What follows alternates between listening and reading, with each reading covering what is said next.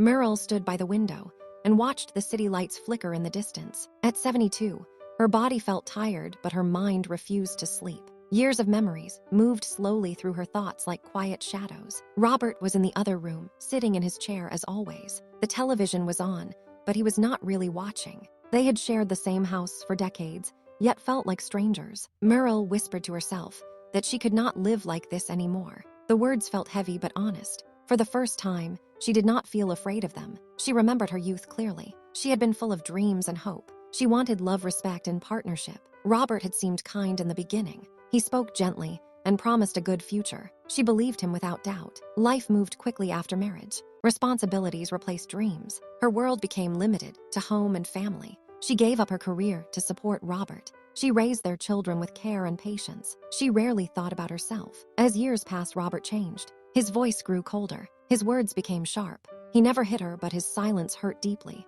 His criticism slowly broke her confidence. She learned to stay quiet to keep peace. Merle often wondered if this was what marriage meant. She told herself that endurance was strength. She convinced herself that sacrifice was love. When Jennifer and Chris were young, she stayed strong for them. Their laughter gave her purpose. Their smiles kept her going. But children grow and move on. They built lives of their own. The house became quieter. Robert grew more distant with A. He treated Merle like a habit, not a partner. Her presence no longer mattered to him. One winter night, Merle fell ill. Her body burned with fever. She called out softly for help. Robert answered without looking at her. He said he was busy and would check later. Never came. That night, something inside her broke. She stared at the ceiling and felt invisible. She realized she had been alone for years. The next morning, she looked at her reflection. She saw an old woman who had survived much. She also saw someone who still deserved peace. For days, she thought about her life. She questioned every choice she had made. She wondered if it was too late to choose herself.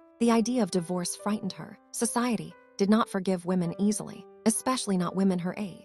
But the idea of staying frightened her more. She could not imagine spending her last years unheard. She wanted dignity, not endurance. One evening, she spoke to Robert calmly. She told him she was unhappy. She told him she wanted respect. Robert laughed and dismissed her feelings. He said she was being dramatic. He said people would mock her. Merle felt a strange calm. His reaction confirmed her decision. She knew there was nothing left to save. The legal process was slow and painful. Some relatives judged her harshly. Some friends quietly supported her. Jennifer was confused and hurt at first. Chris remained silent and distant. Merle understood their fear. She never blamed them. She explained her truth gently. She asked them to trust her strength. When the divorce was finalized, she felt empty and free. The weight she carried for decades slowly lifted. She moved into a small apartment of her own. The space was simple and quiet. For the first time, silence felt peaceful. She arranged things the way she liked. Her neighbor Emma became a friend. They shared morning walks and evening talks. Emma reminded her how to laugh again. Merle started reading books she had ignored for years. She drank coffee slowly without rushing. She listened to music without guilt. Some nights loneliness returned,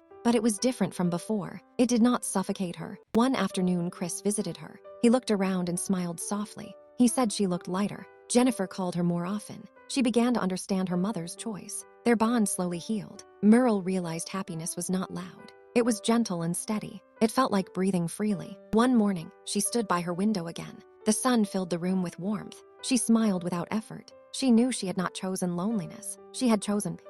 And that choice saved her life.